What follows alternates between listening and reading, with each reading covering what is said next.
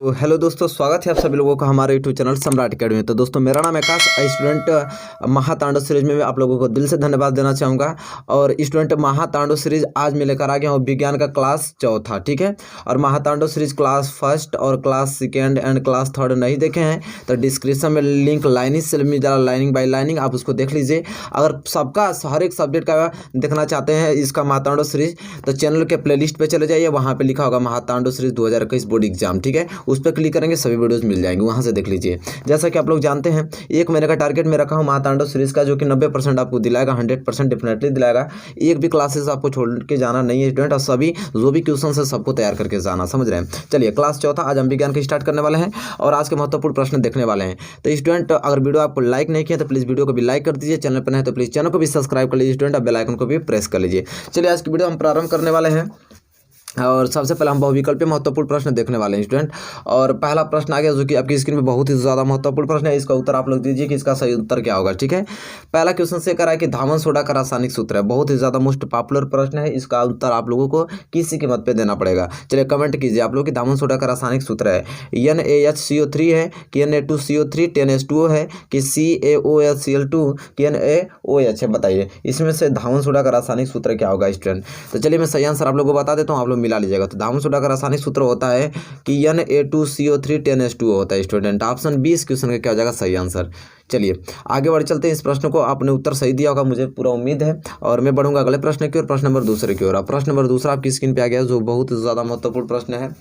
और यह प्रश्न आपसे करा कि पुष्प में कितने भाग होते हैं। चलिए बताइए, पुष्प में कितने भाग होते हैं? 3, 4, 5, 6। बताइए इन चार ऑप्शन में से कौन सा ऑप्शन सही होगा स्टूडेंट। सबका आंसर सही होना चाहिए, किसी का आंसर गलत नहीं होना चाहिए, ठीक है।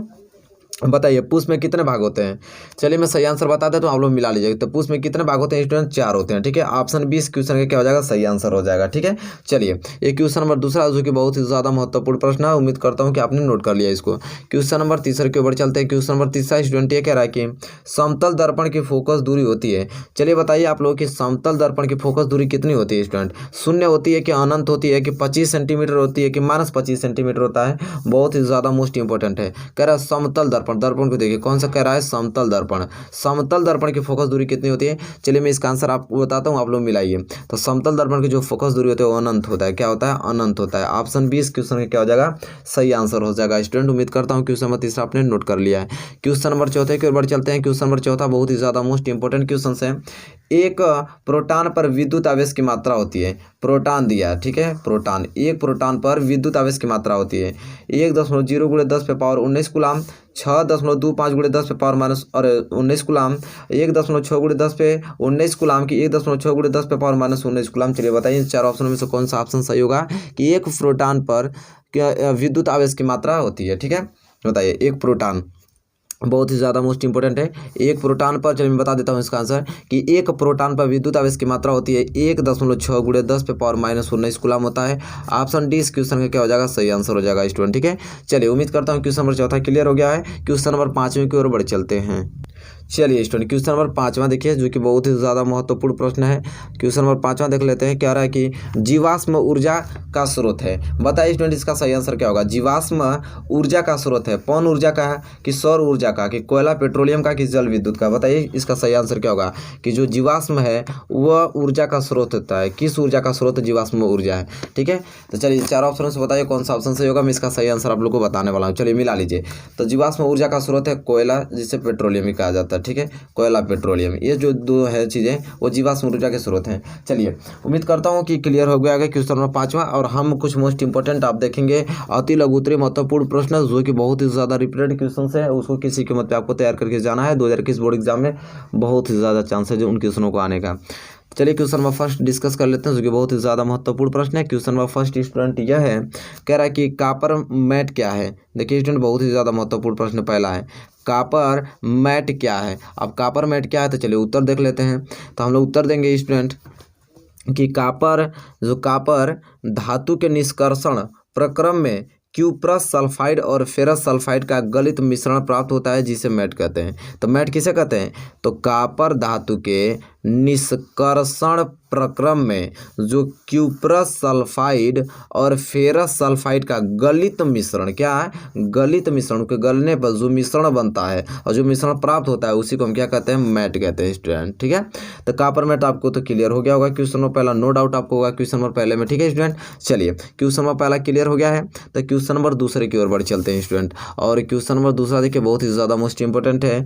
कह रहा है कि गोलीय दर्पण की फोकस दूरी तथा वक्रता त्रिज्या में क्या संबंध है? बहुत ही ज़्यादा मोस्ट पॉपुलर है, सब प्रश्न में करा रहा हूँ आप लोगों को। ठीक है, गोलीय दर्पण की फोकस दूरी और तथा वक्रता त्रिज्या में संबंध पूछ रहा है। तो स्टूडेंट उत्तर लिखेंगे हम लोग कि गोलीय दर्पण की फोकस दूरी वक्रता त्रिज्या की आधी होती है। जो गोलीय दर्पण की क्या फोकस दूरी होती है स्टूडेंट, वो वक्रता त्रिज्या की आधी होती है। तो देखिए फोकस दूरी वक्रता त्रिज्या आधी हुई कि नहीं, यह बराबर r/2 होता है। ठीक है, तो यहाँ पे इसको भी लिख देना ताकि एग्जामिनर आपको समझ जाएगा। ठीक है स्टूडेंट, चलिए ये क्वेश्चन नंबर दूसरा कह रहा था जो बहुत ही ज़्यादा मोस्ट इंपॉर्टेंट क्वेश्चन है। चलिए क्वेश्चन नंबर दूसरा क्लियर, क्वेश्चन नंबर तीसरे की ओर बढ़ चलते हैं।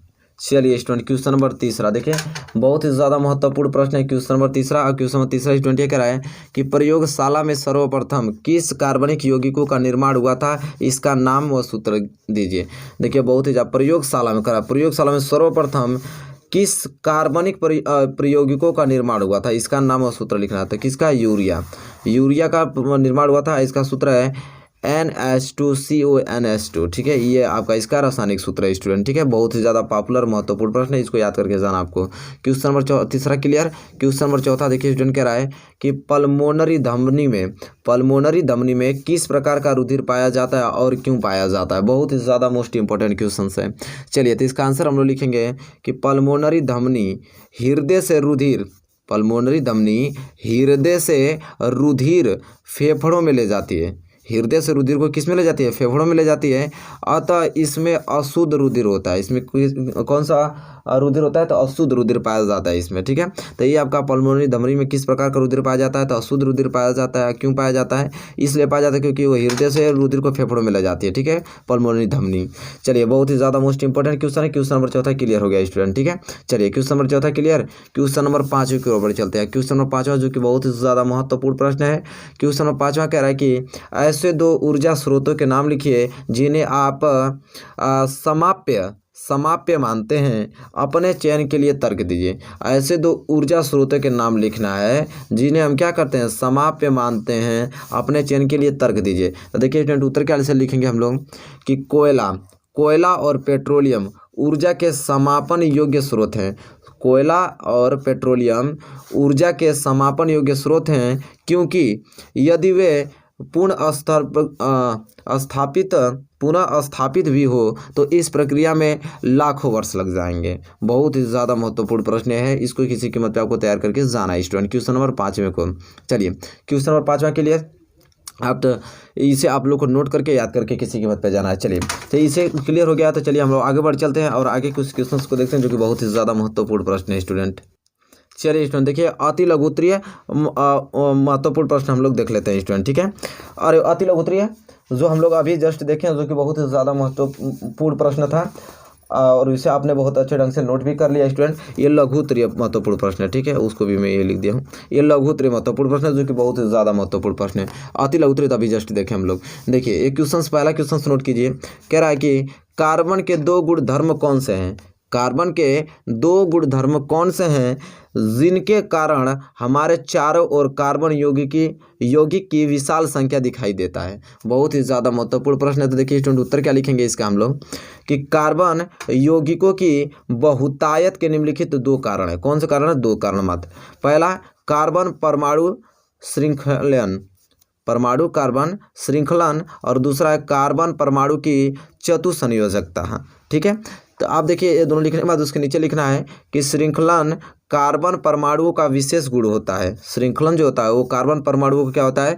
विशेष गुण होता है जिसके कारण कार्बन परमाणु सीधी शाखित या चक्रीय श्रृंखला बना लेते हैं स्टूडेंट। ठीक है, आप देखिए उसके नीचे लिखना है कि जो चतुर संयोजकता के कारण कार्बन अपने ही परमाणुओं के साथ एकल द्वियात्रिक संयोजकता आबंध बनाते हैं। फिर लिखना है कि उपयुक्त कारणों से कार्बन बहुत अधिक संख्या में यौगिक बनाता है, अतः हमारे चारों ओर कार्बनिक यौगिकों की विशाल संख्या दिखाई देता है। तो देखिए बहुत ही ज़्यादा महत्वपूर्ण प्रश्न मैं आप लोगों के सामने डिस्कस किया हूँ। लघु उत्तरीय का पहला प्रश्न जो कि बहुत ही ज़्यादा मोस्ट इंपॉर्टेंट है कि कार्बन के 2 गुणधर्म कौन से हैं जिनके कारण हमारे चारों ओर कार्बन यौगिक की विशाल संख्या दिखाई देता है। इसको किसी कीमत पर तैयार करके जाना आपको स्टूडेंट, ठीक है। चलिए क्वेश्चन नंबर पहला क्लियर। तो क्वेश्चन नंबर दूसरे की ओर बढ़ चलते हैं स्टूडेंट। क्वेश्चन नंबर दूसरा देखिए बहुत ही ज़्यादा महत्वपूर्ण प्रश्न है और क्वेश्चन नंबर दूसरा ये कह रहा है कि एक संकर तथा द्विसंकर क्रॉस से आप क्या समझते हैं। एक संकर तथा द्विसंकर क्रॉस से आप क्या समझते हैं, उदाहरण देते हुए समझाइए। तो चलिए पहला हेडिंग डालेंगे एक संकर संकरण। एक संकर संकरण पहली हेडिंग डालेंगे और लिखेंगे कि विपरीत लक्षण वाले नर तथा मादा के मध्य, विपरीत लक्षण वाले नर तथा मादा के मध्य जब केवल एक जोड़ा विपरीत लक्षणों के अध्ययन के लिए संकरण कराया जाता है तो इन विपरीत लक्षणों के संकरण को एक संकर गुण संकरण कहते हैं। जैसे में आपका लाल फूल वाले तथा सफ़ेद फूल वाले पौधे के मध्य संकरण करवाना, ठीक है। ये आपका क्या एक संकर संकरण कहलाता है। अब हेडिंग दूसरा का डालना है द्विसंकर संकरण। हेडिंग डाल के लिखना है इसमें कि जब विपरीत लक्षणों वाले नर तथा मादा के मध्य 2 जोड़ा विपरीत लक्षणों के अध्ययन के लिए संकरण कराया जाता है तो इस क्या कहते हैं हम लोग, द्विसंकर संकरण कहते हैं। जैसे पीले गोल बीज वाले और हरे जुरीदार बीज वाले पौधे के मध्य संकरण, ठीक है। तो यहाँ पे आपका द्विसंकर संकरण आपको समझ में आ गया, यहाँ पे एक संकर संकरण समझ में आ गया। बहुत ही ज़्यादा मोस्ट इंपॉर्टेंट है, इसे किसी के मत पे आपको तैयार करके जाना एग्जाम में। तो ये प्रश्न था कि एक संकर तथा द्विसंकर क्रॉस से आप क्या समझते हैं, जो कि हमने बहुत अच्छे तरीके से समझा। उदाहरण भी देने के लिए बोला था जो कि हम लोग उदाहरण भी दिए हैं इसका, ठीक है। तो चलिए ये बहुत ही ज़्यादा महत्वपूर्ण प्रश्न है, उम्मीद करता हूँ कि आप इसे तैयार कर लिए। चलिए कुछ हम लोग अब यहाँ पे दीर्घोत्तरीय महत्वपूर्ण प्रश्न भी देख लेते हैं जो कि बहुत ही ज़्यादा महत्वपूर्ण प्रश्न है और दीर्घोत्तरीय महत्वपूर्ण। चलिए पहला प्रश्न आप तैयार कर लीजिए क्योंकि बहुत ही ज़्यादा महत्वपूर्ण प्रश्न 2021 बोर्ड एग्जाम के लिए है। तो चलिए मैं आपको बता देता हूँ, इसको नोट कर लीजिए, किसी कीमत पे याद करके जाना आपको। पहला प्रश्न देख पा रहे हैं कि कह रहा है कि यह कि बीजों के अंकुरण तथा उनके अंकुरण के प्रकारों को उदाहरण सहित लिखिए, ठीक है। कह रहा है कि बीजों के अंकुरण तथा उनके अंकुरण के प्रकारों के उदाहरण सहित लिखना है। तो पहली हेडिंग आप डालेंगे क्या, बीज का अंकुरण। ये पहली हेडिंग आपकी रहेगी, ठीक है। फ्रंट पे पहली हेडिंग क्या डालेंगे, बीज का अंकुरण। अब इसके बारे में हम लोग लिखेंगे, ठीक है स्टूडेंट। चलिए नोट कीजिए। कह रहा है कि जब किसी पादप के बीज को अनुकूल दशा में रखा जाता है तो उसमें होने वाले वे परिवर्तन जिसमें नवाकुर आधार पर बीज से निकलकर स्थापित होता है बीज का अंकुरण कहलाता है। बीज के अंकुरण हेतु जल, ऑक्सीजन तथा ताप की आवश्यकता होती है। बीज के अंकुरण हेतु उनके बीजों के भीतर स्थित कारक सहायक होते हैं जैसे भोजन, हार्मोन्स, एंजाइम आदि। बीजों का अंकुरण निम्न विधियों द्वारा होता है। किन विधियों द्वारा, निम्न विधियों। तो पहला विधि लिखिए अधोभूमिक अंकुरण। अधोभूमिक अंकुरण क्या होता है इसको देखिए। तो जब बीज अंकुरण के समय बीज पत्र भूमि के अंदर ही रहते हैं तथा बीज में स्थित बीजांड द्वार जल का अवशोषण करता है जिससे बीजावरण टूट जाता है और मूलांकुर चोल का तोड़कर बीजांड द्वार द्वारा बाहर निकलता है जिससे मूल बनता है। क्या बनता है, जिससे मूल बनता है।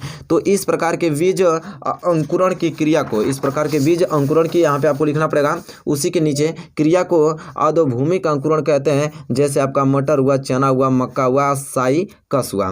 तो ये आपका क्या था, अधोभूमिक अंकुरण था। दूसरा आपको लिखना क्या स्टूडेंट कि भूम्युपरिक अंकुरण। अब दूसरा आप हेडिंग डालिए, लिखिए से भूम्युपरिक अंकुरण क्या होता है। अब इसको नोट कीजिए। तो इसको आप लिखेंगे इसमें कि जब बीज अंकुरण के समय बीज पत्र मिट्टी के बाहर आ जाता है। कहाँ आ जाता है, मिट्टी के बाहर आ जाता है तथा बीज मिट्टी पर द्वितीयक जड़ द्वारा स्थापित होता है तो इस प्रकार के अंकुरण को हम क्या, भूम्युपरित अंकुरण कहते हैं स्टूडेंट। जैसे आपका कद्दू हुआ, प्याज हुआ आदि, ठीक है। ये आपकी इसमें अंतर्गत आते हैं, भूम्युपरिक अंकुरण के अंतर्गत आते हैं, ठीक है। चलिए अब तीसरा क्या है, तीसरा आपका पित्रस्थ, ठीक है।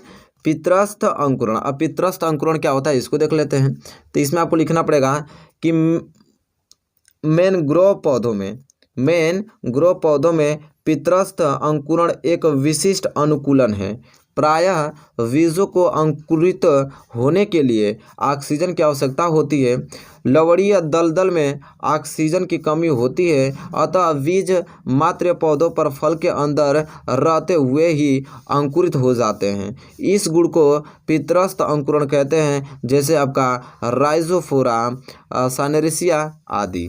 ठीक है, सोनेरेसिया और राइजोफोरा आदि यह किसके अंतर्गत आते हैं? पितरस्थ अंकुरण के अंतर्गत आते हैं स्टूडेंट। ठीक है, अब जाके ये क्वेश्चन आपका कंप्लीट होता हुआ था। ये क्वेश्चन आपसे पूछा था जो कि बहुत ही ज़्यादा महत्वपूर्ण प्रश्न है कि बीजों के अंकुरण तथा उनके अनुकरण के प्रकारों को उदाहरण सहित लिखिए। तो देखिए कितना हम लोग अच्छे ढंग से इसको एक्सप्लेन करके मैं लिख दिया हूँ, जो कि बहुत ही ज़्यादा महत्वपूर्ण प्रश्न थे। चलिए स्टूडेंट, आज की क्लास यहाँ पे मैं विराम देता हूँ। और बताइए स्टूडेंट कमेंट करके कि वीडियो आपको कैसी लगी है। वीडियो आपको अच्छी लगी हो, हेल्पफुल लगी हो तो प्लीज़ लाइक कीजिए, और चैनल पर नए तो प्लीज़ चैनल को भी सब्सक्राइब कर लीजिए। वीडियो और जो आपके बेल आइकन का घंटी है उसको भी प्रेस कर दीजिए। कोई भी हम वीडियो अपलोड करेंगे नोटिफिकेशन सबसे पहले आप तक पहुँचेगा। तब तक के लिए दोस्तों धन्यवाद। मिलेंगे आपसे नेक्स्ट वीडियो में।